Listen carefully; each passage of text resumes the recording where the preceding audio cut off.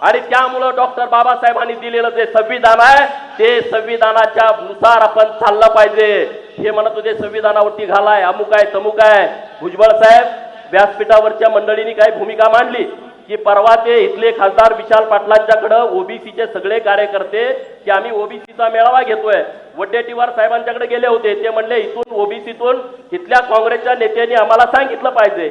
मग आता काँग्रेसचा नेता कोण विशाल पाटील त्यांच्याकडे हे गेले, ते म्हणले तुम्ही इथं कशाला मेळावा घेताय, कशासाठी तुम्हाला मेळावा पाहिजे, कशासाठी तुमचं काय प्रकार आहे।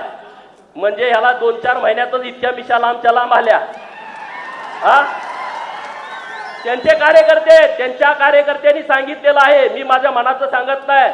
अरे बाबांनो, तुम्ही सांगली जिल्ह्यातल्या या सगळ्या गावांची यादी काढा, मताची यादी काढा। ओबीसी कधी जातीवाद करत नाही, तुम्ही सगळी लिस्ट बघा। त्या गावामध्ये मराठा समाजाचं एकही मत नाही, तिथल्या लोकांनी सुद्धा तुम्हाला मतं दिली। आपण जेव्हा आमदार आणि खासदार म्हणून निवडून जातो, लोकप्रतिनिधी होतो, तेव्हा आपण सगळ्यांचं होतो, तेव्हा आपण एका विशिष्ट समूहाचं राहत नाही। आणि म्हणून या गोष्टीचा सिरियसपणे विचार केला पाहिजे। आता इथं मैनुद्दीन बागवान आहेत व्यासपीठावरती, त्यांना मी बोललेलं कसं वाटेल मला माहित नाही। ते एकदम जयंत पाटलांचे राईट हँड आहेत, राईट हँड। तुम्ही इथं बघितलं आमच्या पक्षाची सत्ता गेली म्हणजे भाजपमध्ये, आणि महापौर यांना करणार म्हणून सांगितलं होतं, आणि 15 मिनिटं अगोदर फॉर्म भरण्यापूर्वी मैनुद्दीन बागवांना सांगितलं की तुम्ही अर्ज भरायचा नाही, कारण मैनुद्दीन बागवान मुसलमान ओबीसी समाजातला छोटा कार्यकर्ता आहे।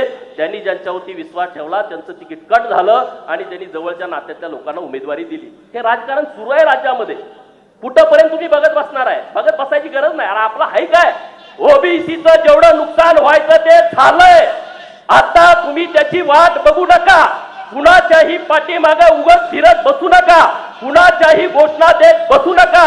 राजकीय आरक्षण ओबीसीचं संपलंय, मी जबाबदारीनं बोलतोय, राजकीय आरक्षण संपलंय। सांगली जिल्ह्यामध्ये 62 जिल्हा परिषदच्या जागा आहेत, 27% काढा, किती जागा राहिल्या तुम्हाला बघा। नगरपालिका महानगरपालिकेमध्ये किती कुणबीचे दाखले आले बघा, आणि नगरपालिकेमध्ये ओबीसीच्या जागा रिझर्व किती आहेत बघा। ग्रामपंचायत मध्ये आपल्या सांगली जिल्ह्यामध्ये जर हिशोब केला 750 गावापैकी 500 गावामध्ये तर ओबीसीचा आहे, राहिलेल्या 250 गावामध्ये तुमचं ग्रामपंचायतचं आरक्षण गेलाय। त्यामुळं आता तुमचं नुकसान कुठलं व्हायचं बाकी राहिलेलं नाही। शिक्षणातलं आणि नोकरीतलं आरक्षण टिकवण्यासाठी आणि राजकीय चळवळ उभा करण्यासाठी छगन भुजबळ साहेबांच्या पाठीमागे आपण सगळ्यांनी ताकदीनं उभा राहायला पाहिजे। पदोन्नतीतलं आरक्षण गेलं, आपली पोरं तलाठी म्हणून नोकरी झाली, सर्कल होणार, सर्कलचा नायब तहसीलदार होणार, नायब तहसीलदारचा तहसीलदार होणार। हे आरक्षण रद्द करून टाकलं 2021 ला, मोठा अन्याय केला। पीएसआय पोरं होते, पीएसआयचा परत एपीआय होतोय, एपीआयचा परत पीआय होतोय, पीआयचा डीवायसपी होतोय, आरक्षण गेला।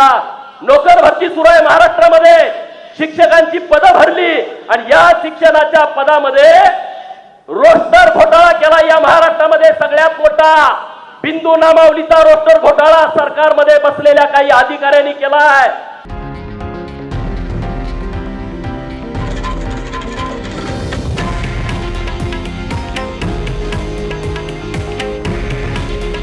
हे आहे देशातील नंबर 1 न्यूज नेटवर्क आणि आपण पाहत आहात TV9 मराठी। काळजी तुमची, हित महाराष्ट्राचं।